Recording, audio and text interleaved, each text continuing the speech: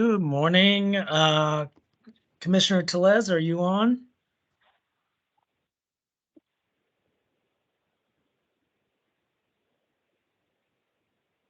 Commissioner Tellez, you might be on mute. Mute. Sorry, can you hear me? Yes, we can hear you. It is 9:30, so I think we'll go ahead and get started. We don't have to do a roll call, but if you want, I'll be happy to check in to see what other commissioners are on. Oh, that'd be nice. Okay. For commissioners on the phone, or on the webinar, if you could unmute your line and introduce yourself so that we just know that you're present. I think I saw Commissioner Knight, I think, was on. Yes, good morning. This is Renee Knight. I'm Vice President and I live in the Jacksonville area. And I've been on the commission since 2019. Thank you. Do we have any other Hi, commissioners on? This is Commissioner Barrios. I'm present. Beautiful. Thank you. Any others?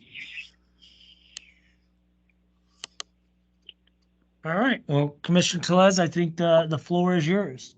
Okay, thank you. Thank you very much. Okay, welcome everyone to the Commission of the Transportation Disadvantaged Public Workshop. This is the second of two workshops where we will receive presentations on the projects that are currently funded under the CTD Innovative Service Development Grant. My name is Dr. Robin Tellez, and I am the chair of the ISD Grant Subcommittee. The subcommittee is responsible for reviewing the applications and recommending projects for commission approval to the upcoming fiscal year. At this time, I'd like to ask other subcommittee members to introduce themselves. Please remember to unmute your lines, press *6 if you're participating by phone. And thank you for taking the time out of your busy schedules to participate in the subcommittee. Do we have Krista Carter on? Good morning, everyone. Can you hear me okay? Yes, I can. Can you introduce yourself? Yes, Krista Carter. I am the advisor from the Department of Elder Affairs, and I've been advising the commission since 2019. Thank you. Welcome, welcome. Kent Carroll from APD.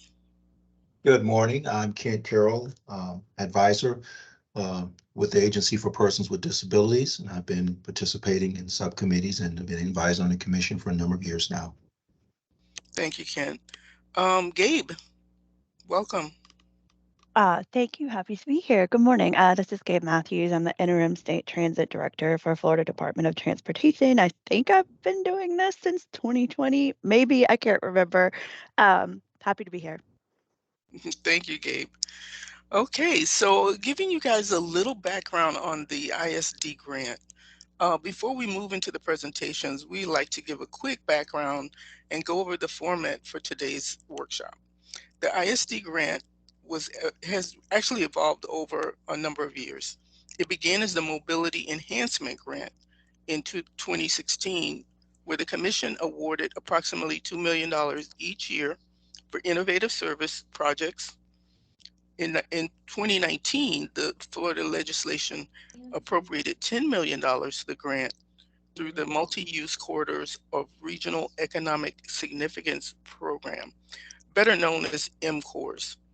Following the COVID-19 pandemic, the Florida legislature repealed the MCORS program, where the ISD grant was not funded for a year. However, in 2022, the legislation appropriated $4 million to the program, which the Commission in turn awarded to 8 projects for the current fiscal year, July 1st, 2022 to June 30th, 2023. We will hear presentations from 3 of those projects today. Well, actually more than that. I think there's like 5 projects today. For the upcoming fiscal year beginning July 1st, 2023, the governor has recommended $6 million for the ISD grant. And the commission is currently accepting proposals from community transportation corridors until April 14th, 2023.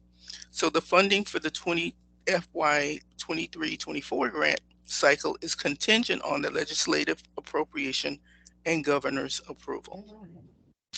So I want to share with you some of the goals of the ISD grant. The ISD grant is intended to test new innovative services to the transportation disadvantaged population. That is, persons with disabilities, older adults, individuals with low income, and at-risk children. The project must support one of the following objectives. Number one, to increase access to the TD services, including extending service hours or serving underserved population such as individuals with severe disabilities. Two, enhance cross-country mobility. Or three, reduce barriers for TD riders to access the fixed route system if available in their community. Currently, CTCs are the only entities eligible to apply for funding.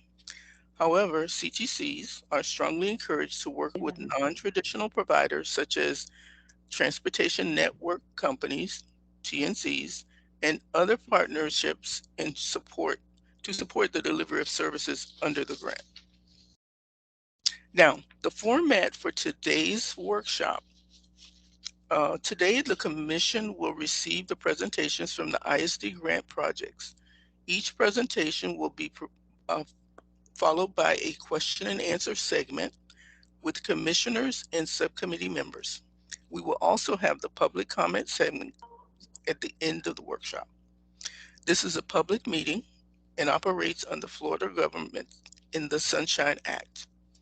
This meeting is being recorded, and all verbal, written, and text, for instance, the chat box, feedback will be included on the record. We advise commissioners in the webinar not to communicate privately via chat box with other board members in order to ensure discussions remain within the sunshine. No action will be taken by the Commission today. However, these presentations will be considered as part of the subcommittee's review if the project is reapplying for funding for next year's grant cycle. Due to a delay in grant execution and other challenges, a couple of projects have been unable to provide services or may have provided very little services at this time. If planning to apply again, it would be expected that services could begin once the grant is executed. Okay, so I would like to at this time present, and I'm going to ask because I hear some voices in the background. If you all will mute, make sure that everyone is muted so that we can make sure we hear the speaker. Our first speakers are Ross Silvers and Bonnie Epstein, who will be presenting on behalf of Pinellas Suncoast Transit Authority. PSTA is the CTC for Pinellas County and was awarded the ISD grant to support regional cross-country TD services in Pinellas, Hillsborough, and Pasco counties. Ross and Bonnie, welcome. Thank you, Commissioner Tellez. Okay. I'm going to go ahead and get us started, and then I'll let Bonnie take over in just a minute here. Okay, beautiful. Thank you. You're welcome. Good morning, everyone else, for joining us today. So we can go to the next slide. As Commissioner Tellez mentioned, we were happy to be awarded a regional grant serving our 3 counties that are the core of the Tampa Bay region. Here at PSTA, we are considered one of the top 10 lowest funded public transit agencies in the country. So receiving these innovative grant awards like the ISD grant are really important to us to make a difference. In fact, when we survey our riders, it appears that over 1/4 of people who are riding our regular bus system are doing so thanks to a TD subsidized bus pass. So it really makes a huge difference in our community, and thanks again for that. We're predominantly a service-based economy in Pinellas County, so that means we have a lot of tourism generating business for hotels and restaurants and nightlife, as well as an older population, average age of 46, and that means a lot of healthcare jobs that are also 24/7. I tell you that because it means we have a lot of second and third shift workers. And since a lot of our bus routes stop around sunset, there's a lot of people who need to get to and from work for very important jobs that don't have otherwise a means of doing so. So one of the first innovative projects we looked at was we called the late shift, and it was getting people to and from work one way with using actually Uber and Lyft, one of the first agencies in the country to do so, as well as a wheelchair provider and a taxi provider, and that was very successful. And so we've been able to continue that even with funding being off and on, and that it does continue with this project and is very successful. And so as we look at our region, we see that Pinellas is kind of in the middle, and then to our right or the east is Tampa, which is part of Hillsborough County, which is a very large county, much larger than us. And to our north is Pasco County, which is a little bit more rural. And those are the three counties that are part of our regional project under this ISD grant. We can go to the next slide. So what we've done here is offering trips. There's no advance reservations required. Someone can go for any TD eligible trip anywhere in this 3-county region without limits. And really the person has a choice of choosing between multiple providers. We'll show you who those are in just a minute. Why was this necessary? So that's what this slide is all trying to explain to you. And it's that while there are some bus connections that can be made between counties on the regular bus system, those trips take a very long time, hours. And most folks who are in the transportation disadvantaged population don't have hours to get somewhere, especially on a regular basis. Even paratransit trips, to make a connection at a connection point and having to change vehicles is very difficult for a lot of folks with disabilities. Again, takes a long time and is hard to coordinate. So I think that's part of why the CTD funded a prior TD Tampa Bay project, which is what our project is called. That was under the last MCORS round that Commissioner Tellez mentioned. It was run not by PSTA, but by TBARTA and USERV. And it was very popular with people who were able to utilize that service. And thus there was a tremendous amount of folks who were requesting that we apply for this grant now for ISD to get that service back up and running. Next slide.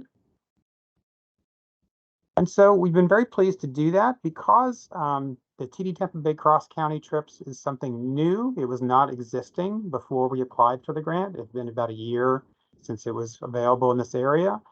We had to kind of start from scratch. We had contracts in place with the providers being Lyft, Uber, local taxi company called United Taxi, and then Wheelchair Transport. And we've been working with them for years with success. And so that was not a problem, but recruiting folks to join the program took time.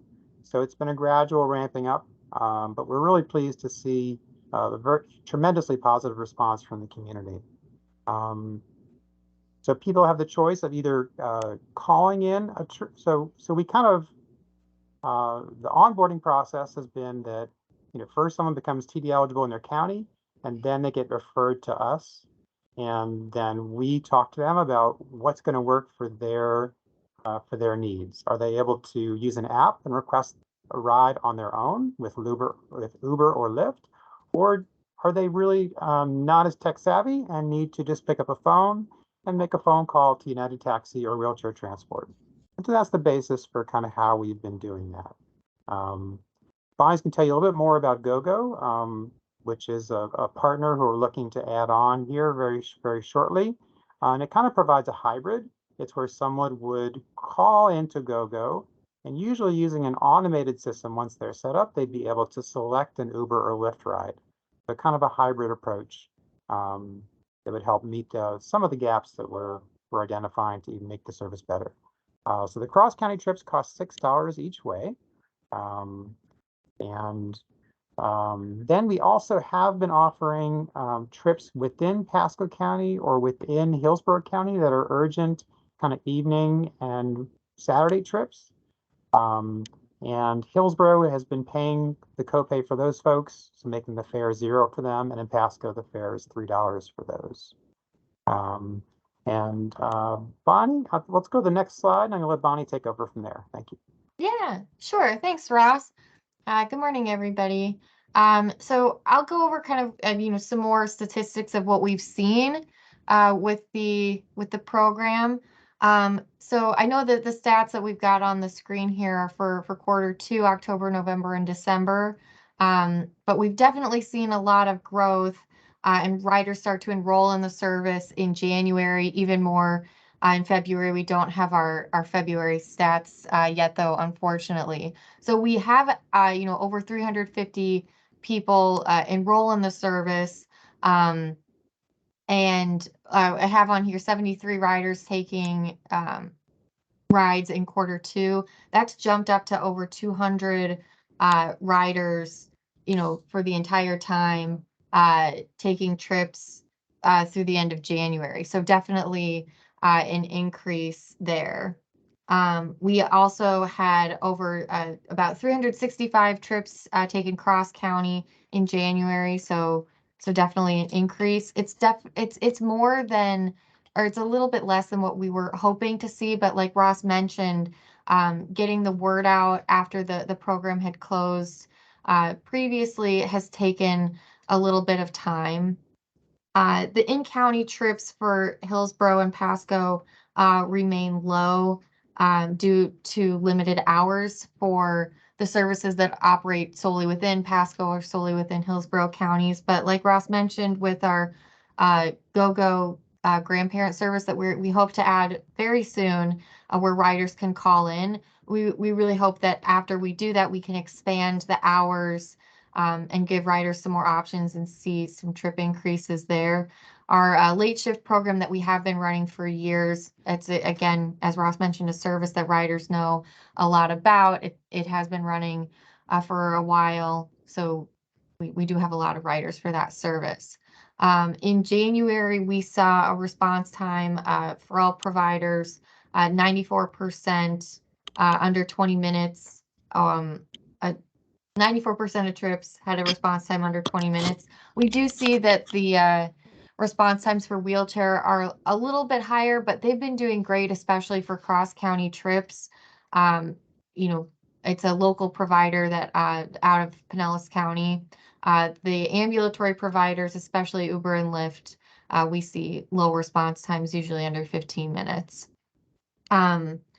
The customers have really liked the service is back, especially the customers that use the TD Tampa Bay service prior to it closing down. We've gotten great feedback so far about being able to join the service. We also haven't had a lot of complaints about, taking the service itself. It's once customers are enrolled, it seems to go pretty smoothly, but we do have a few challenges with the way the program's set up. If you could go to the next slide. So everybody wants to join TD Tampa Bay, but we have had some challenges with how riders sign up for the service. So the riders in Pinellas, they just call us, they're used to talking with us about becoming TD eligible. Once they're TD eligible, they can sign up for the TD Tampa Bay Cross County service. It's a little bit more challenging for the riders who want to join from Pasco and Hillsborough, just because we need to make sure they're TD eligible in their home county. And there has been a little bit of confusion about what number they're supposed to call and when. So sometimes we get calls from Hillsborough and Pasco residents saying, oh, I want to join the program, but they haven't been referred to us by their home county. So we don't know if they're TD eligible or not, so we need to send them back to their home county to become TD eligible, and then the home county refers them to us. So I think, that has been a little bit frustrating, I think, for all parties involved, Hillsborough, Pasco, Pinellas, and the riders. But I think we're doing a lot better with that as more and more riders have have expressed interest in the service in their home county. We, we're moving forward and getting everyone signed up. Like Ross mentioned, the in-county Hillsborough and Pasco services weren't in place upon our grant award. It's definitely taken some time to get everybody enrolled. And after talking with Hillsborough and Pasco County internally with our team, next year we will just be applying for the cross-county services, not the in-county Pasco, in-county Hillsborough nights and weekend service, but we do plan the in Pinellas late shift trips and the cross-county trips, and really hoping to expand hours there as we get the Go-Go grandparent service on board. So like Ross mentioned, we can have riders call in to take trips on Uber and Lyft and get those low response times. And with that, Ross and I are happy to take any questions. Ross, yeah, the next slide has Ross' contact information. Thank you, Bonnie and Ross. Any questions? Hi, this is Commissioner Barrios. I just had 2 quick questions. I was wondering, I think on the late shift, you said that it was one way. If that's correct, I'm just curious why. And then my second question, just out of curiosity, with the Uber and Lyft trips, how do customers make that payment? Is that like a voucher that gets put on their account, or how does that work? Yeah, so to answer your first question, can you repeat your first question? Late shift wasn't one way. Oh, yeah. So we have 25 trips per month for the TD late shift service. The idea being that riders would use the bus and use their TD bus pass for one of the ways to get to or from work. So if they have, a 3 to 11 shift, they would take the bus to work and then take the late shift home. Most riders aren't working, exactly between 10 p.m. and 6 a.m. and would need it both ways. So hope they just need it to get to work or get home from work. And then for how riders use Uber and Lyft, how they pay the co-pays. So for our TD late shift service that we've been running for a while here, riders right now pick up their TD bus passes at our customer service centers or terminals.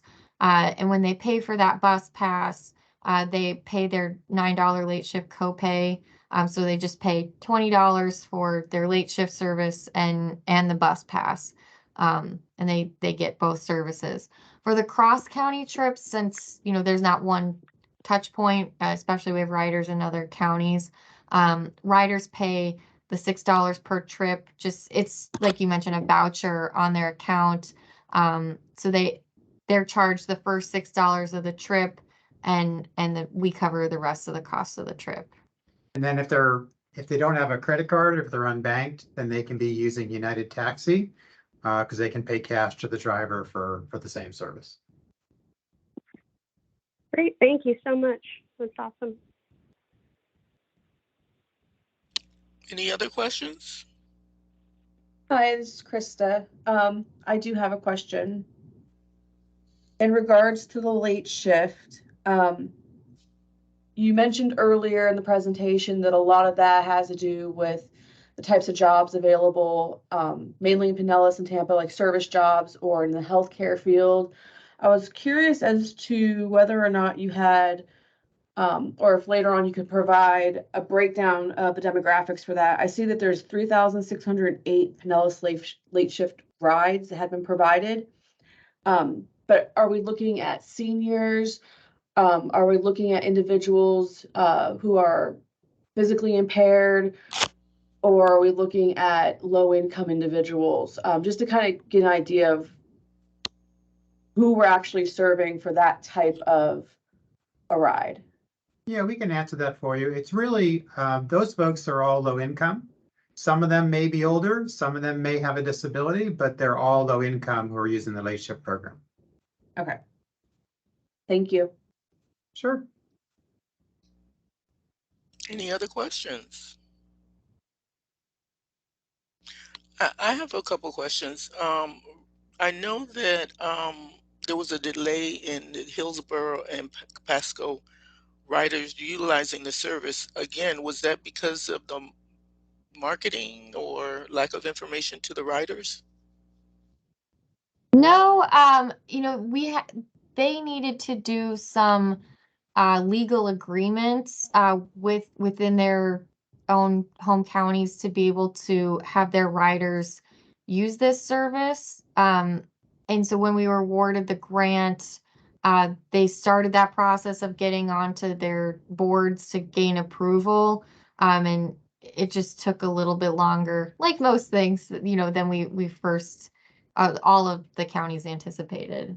And then, just so you know, we've been meeting weekly with both of those counties for really starting with preparing for the actual grant application last year.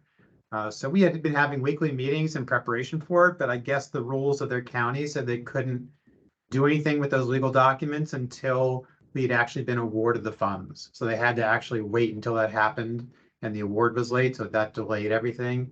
And then, to be honest with you, it's really been a challenge communicating with the folks who are residents in other county because, I'm sure like you, people get a lot of these sales calls from unknown numbers. And so, they're getting a call from us, and maybe we're a different area code than where they live. And they're like, well, I don't know who this is. So they don't take our calls. We're trying to sign them up for the program after they've been referred. So we have some folks who, it just took a while to get in touch with them and get them signed up. And people, it's been a little bit confusing for some folks over, okay, so I call Sunshine Line here in Hillsborough County if I need a ride in the day, but if I need it at 5 or 6 p.m. or Saturday, I got to call this other phone number. So, so there's been definitely an educational process involved, and we've trained the staff of the other counties to help with that. But it's a lot, and so next year we're hoping to be a little bit simpler with not offering the in-county service, and obviously those counties will have an opportunity to apply for their own ISD grant to continue that service as well. Okay. Question, what are your hours when you say late night? What are the hours? The TD late shift program operates from 10 p.m. to 6 a.m. 7 days a week. Wow, that's awesome. And what's the difference between an urgent and late shift trip? So the late shift trip we have right now as an overnight service. The urgent trips, we're trying to cover after hours for Hillsborough and Pasco counties. So we have Saturday and evening hours for those services. And the hours for Saturdays? And Saturday we have 7 a.m. to 7 p.m. Right now, without the GoGo grandparent service, we only have 5 to 7 p.m.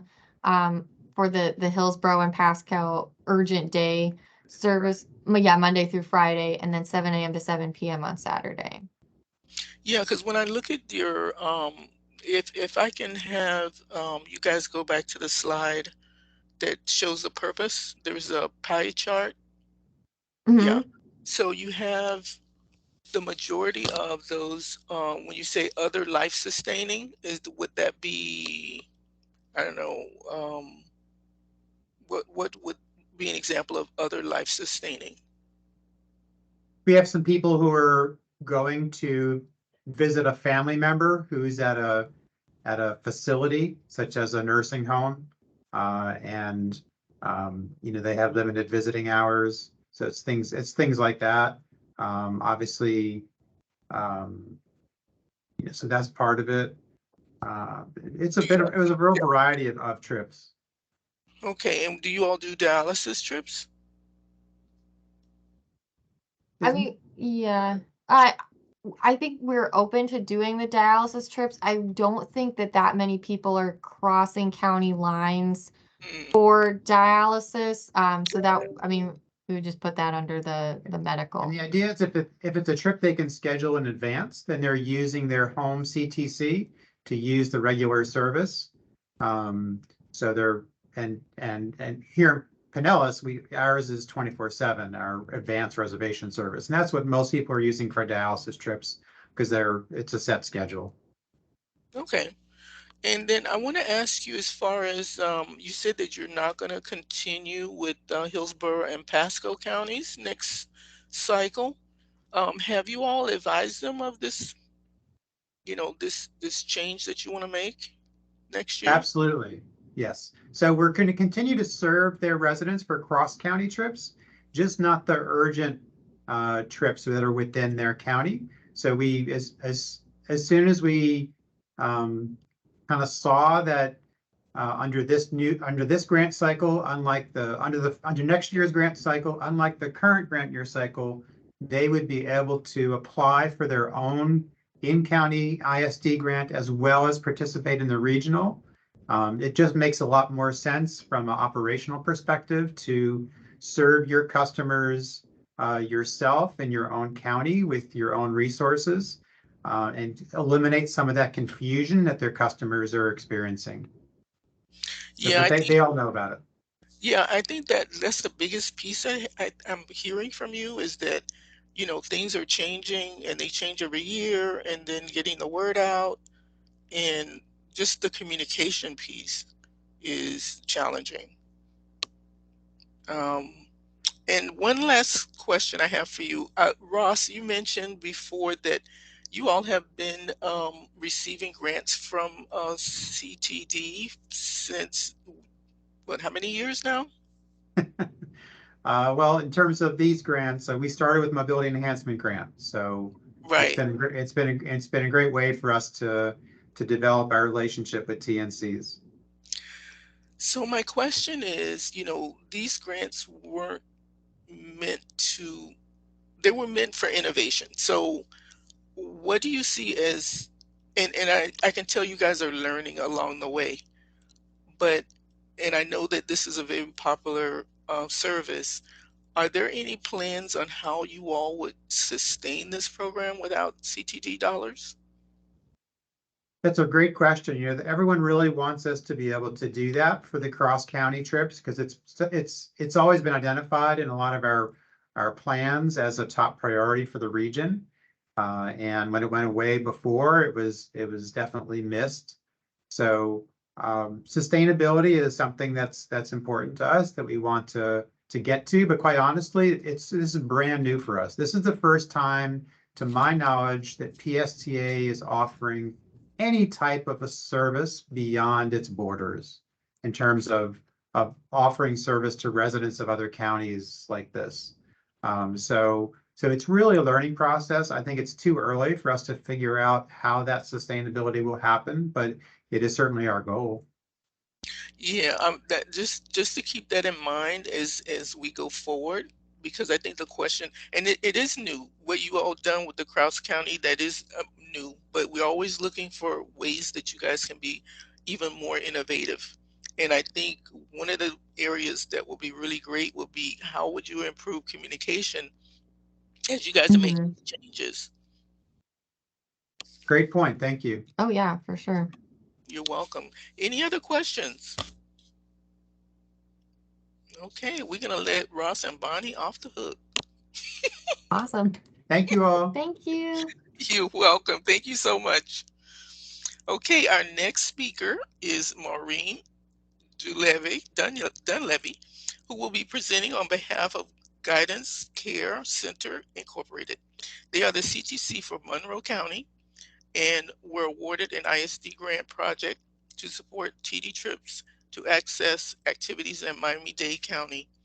And I can tell you, Maureen, living in Miami-Dade County, I do understand, and making that trip down to the Keys, it's challenging, but welcome. Yes. Thank you so much. Thank you. Thank you for having me today.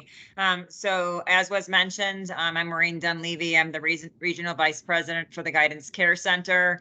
We are the CTC for the Monroe County, and we run about 6,000 trips totaling about 154,000 miles of service throughout Monroe County each year through our Middle Keys Transportation Program. So go ahead and next slide. Okay, so we applied last year for the innovation grant, and the need is definitely connecting the keys. We wanted to obviously today give a overview of the proposal, the results, and our lessons learned. Next slide, please. So when we talk about the need in our community, as was mentioned, the Keys is relatively rural from the mainland. There is 120 mile stretch, which is a 2-lane highway that goes from Miami-Dade down to Key West. 57% of people who live here do not have access to public transportation.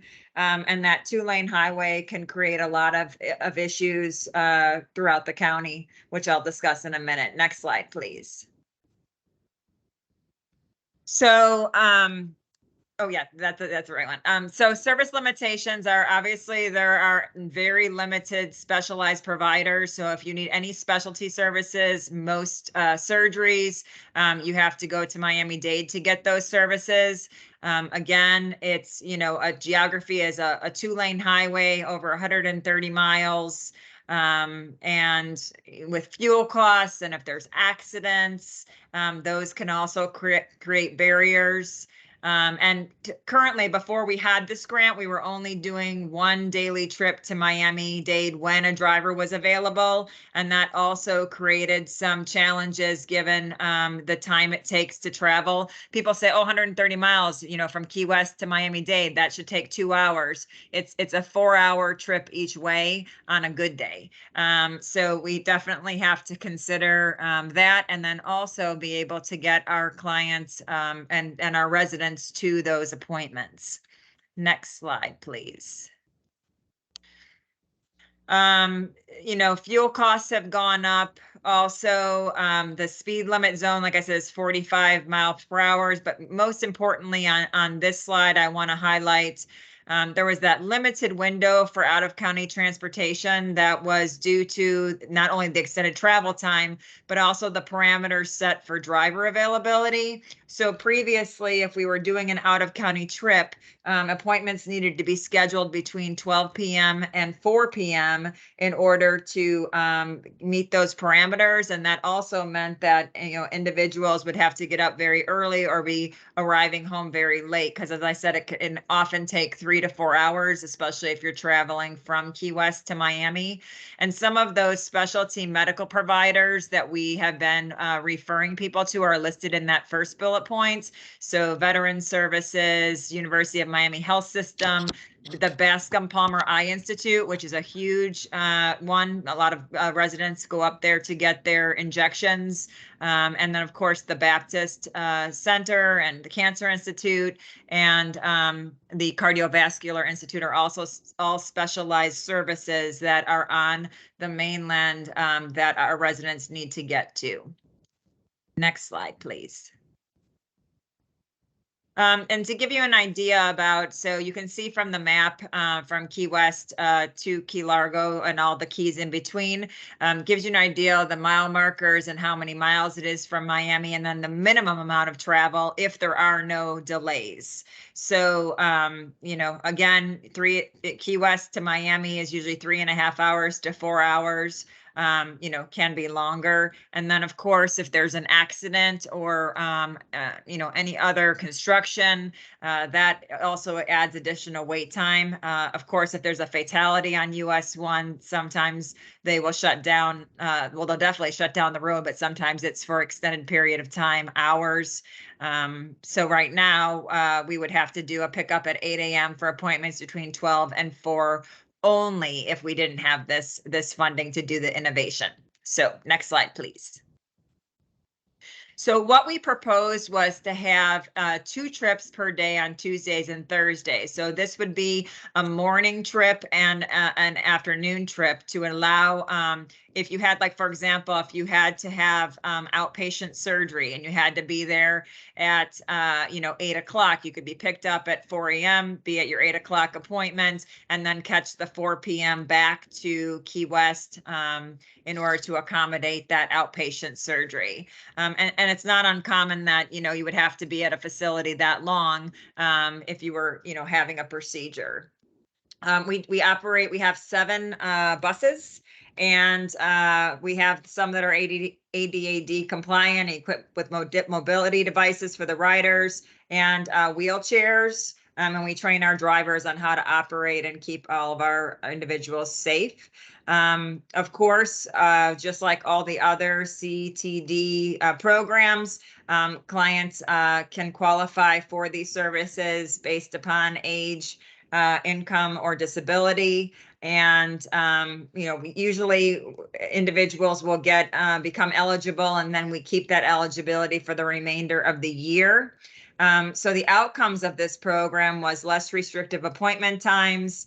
There wasn't, lodging expenses for having to stay overnight if you had same-day surgery. You had an extended period of time, so that you could, get a treatment done in a time versus over 2 days.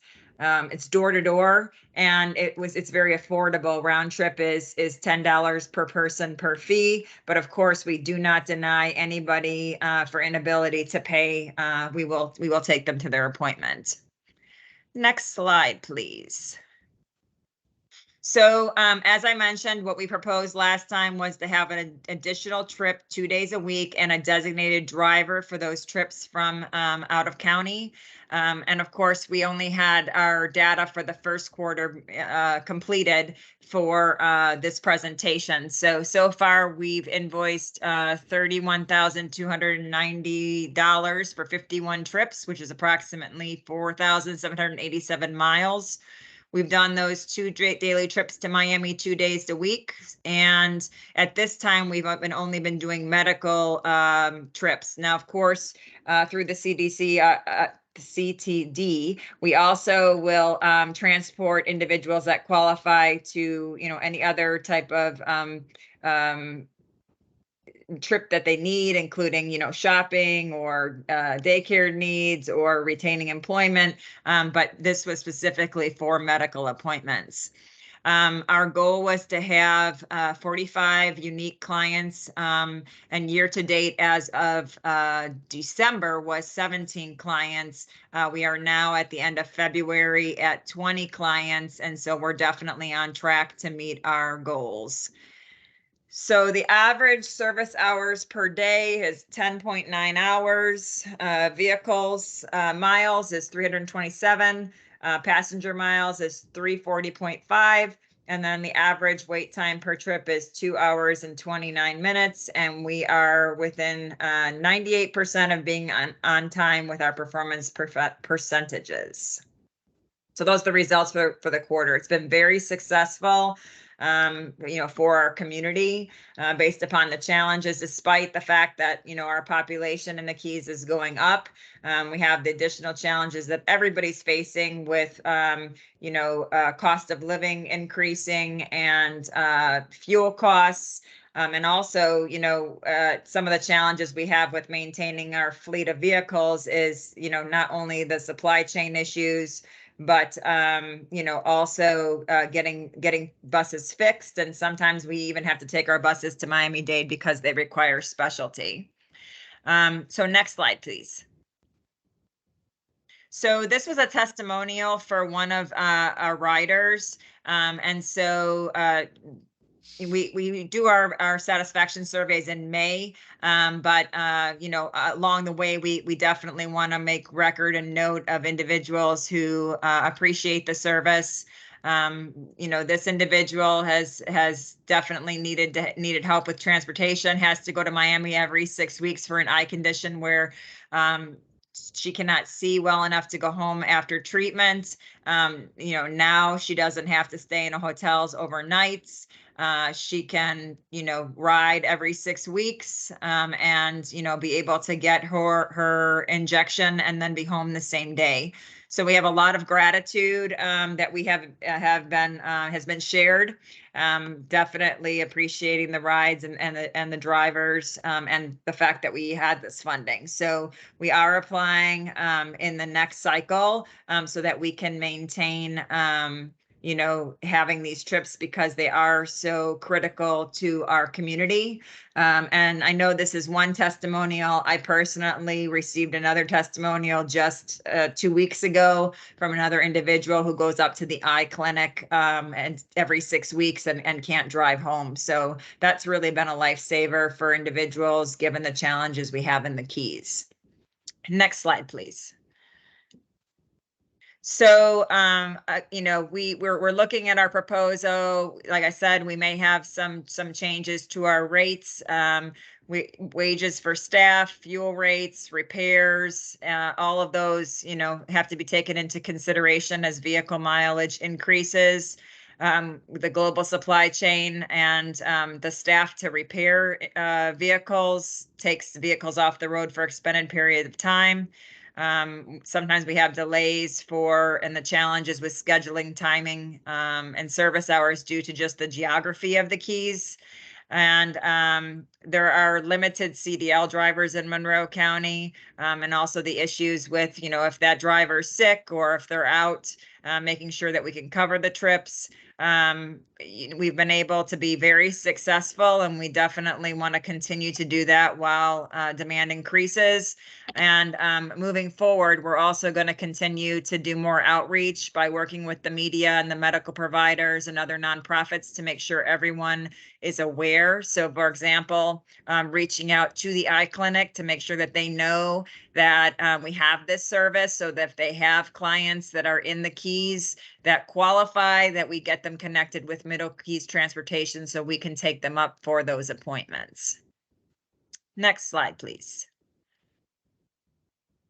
So that's an overview of what we've done. It's been extremely successful. We are very grateful for the opportunity for us to run Middle Keys Transportation and to serve our clients. My contact information is there, and our scheduling contact is Katrina, who can be reached at our main number, and then option 2 for any of these trips.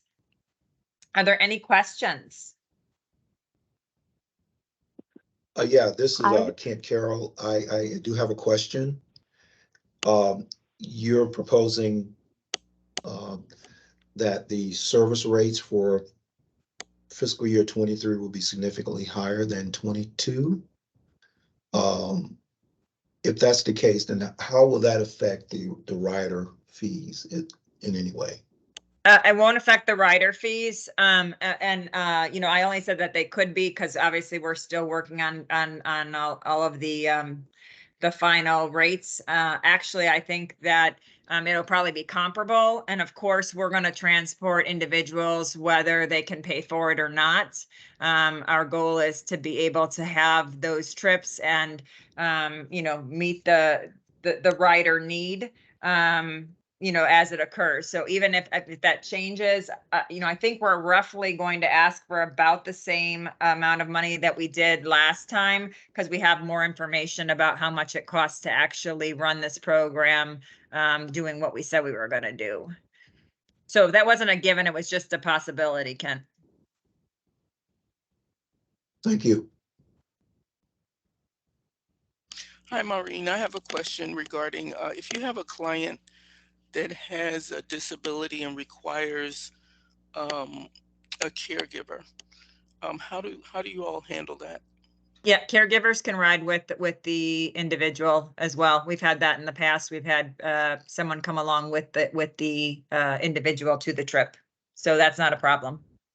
Great, beautiful. Any more questions? Yeah, I just have one more question. This is Kent Carroll again. Is there a difference in the trip time in the morning as opposed to in the afternoon? Is there a difference there? I think it's always going to be dependent upon not only the time of day, but also the time of year. So, when we looked at that chart that had the time differences from the various points of the Keys to Miami-Dade, those are on average. It could be, roughly that time could be a lot longer. But with the 4-hour window and planning the trips as we have with 2 trips, one starting, 4 a.m. and then the other at 8 a.m., the individuals are able to make their appointments and come back, even if it takes a little bit longer because, you know, of construction or, you know, of course, you know, time of year like spring break right now, there's a lot of traffic on the road. So we factored that in. Okay, thank you. I think someone else had a Commissioner question. Barrios, I just had two quick questions. First, I just want to say that I think the service is phenomenal. And I was just wondering, based on the length of your trips, do you guys ever have like any kind of built-in stop? You know, obviously that's not an option on the US 1 between, you know, once you're on the way to the Keys. But like I've been in Miami and it's taken me an hour to get from downtown to Coral Gables some days. So I was just wondering, do you guys have any like built-in, I don't know, restroom breaks or something? Well, I think too, definitely if we're stopping along the way to pick up somebody else, there's definitely a chance. I mean, we would never deny someone a chance, you know, that it had to go to the restroom, the ability to do so, although there's not one on the bus. We do tell them to bring snacks to plan for a long day, just like you know, if I was driving myself, I would bring snacks in the car as well to make sure that, you know, to know that we're in for a long day. Awesome. And then my second question is just, I know you said, you know, you've worked with the medical clinics and stuff to get the word out there. Have you guys also worked with government agencies, you know, like BR, Division of Blind Services, to make sure that their clients know the services available? We're definitely expanding the outreach. So, you know, we obviously participate in the local community board that the county has. And then we're doing that, and we're obviously reaching out to the most common providers as a start to make sure that it's out there. And then I sit on many boards in the community, so I'm also sharing the information at those meetings to other nonprofits so they know. So we're doing a lot of outreach. We probably, you know, like I said, more than we've done originally, especially like I said with the eye clinic, because that is something that's really been crucial this past year. Great, thank you. Anyone else?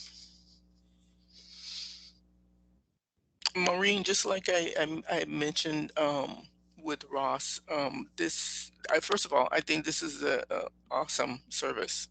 If anyone has been down to the Keys or had to drive down there, it's incredible. I mean, how long it takes, and it's only 2 hours. And it doesn't take much for traffic to back up. But my question to you is, you're going to be applying next year. What are some of the plans for sustainability? You know, I think the challenge with any sustainability that, you know, in order to maintain the services we have, especially if we're not passing those costs onto the consumer, you know, we definitely would have to limit what we could do. So that's, you know, one of the things. It's important that we've always had trips to Miami. I mean, we're doing more if we can sustain that on our, you know, rider fees and be able to cover all of our costs. You know, we definitely would do that. It's just obviously a challenge given that there, you know, are so many costs going up. You know, with staffing and with fuel and with you know, all of those types of things. I mean, I think the other really positive thing here is, you know, it's not one person in one van. You know, the van can take multiple people, which also is helpful for sustainability, especially if we can, you know, group individuals together so that if everyone's going to the eye clinic, everyone's on that trip.